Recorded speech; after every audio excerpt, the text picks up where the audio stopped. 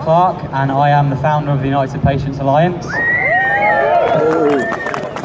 Just going to repeat what everyone keeps saying, and thank you, and thank you. Thank all of you for coming. This is a momentous, historic day. We are building the community that is going to change this law. It may not happen today, but it is going to happen. We need to keep the faith, we need to keep believing in this, because we all know that cannabis works. We all see it work, we all feel it work.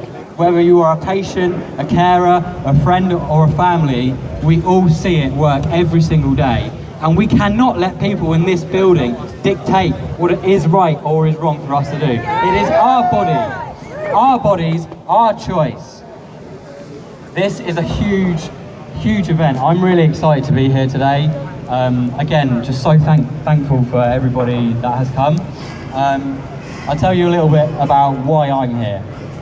I'm here today because in 2010, my life got changed forever. I was diagnosed with multiple sclerosis, so it came as a bit of a shock. I was very active. I used to be in a band, I used to do loads of stuff, like I'd run around at shows and all that kind of thing, and I can't do any of it anymore. It means that I'm in pain every single day. It means that I have spasms. It means that I wet myself. It's horrible. It's absolutely awful. And I found something that helps. I found something that makes my life better, and that something is cannabis. Now, my experience with cannabis, actually, my first experience with cannabis wasn't myself consuming it, but it was seeing an MS patient consume cannabis. My stepfather, who tragically passed away when I was 11, Richard Ramsden, I'm here today for him. He consumed cannabis. He had multiple sclerosis, and I caught him.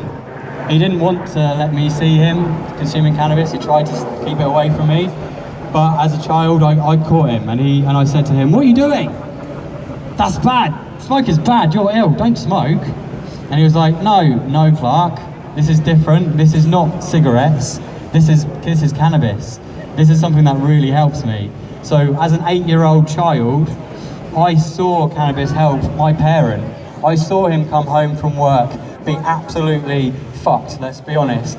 Absolutely, you couldn't say anything. And yet he would go outside and he would medicate with his cannabis joints, and then he'd come back in and you could have a conversation with him.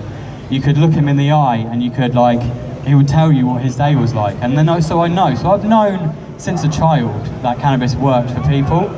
But then when I came to being diagnosed myself, I realised that it was something that I could just take straight away, and it worked. It worked. My pain is reduced, my spasms are reduced, I don't wet myself, I don't shit myself, I can walk further, I can talk, I can stand here right now. I would not be here right now if I had not medicated with cannabis today.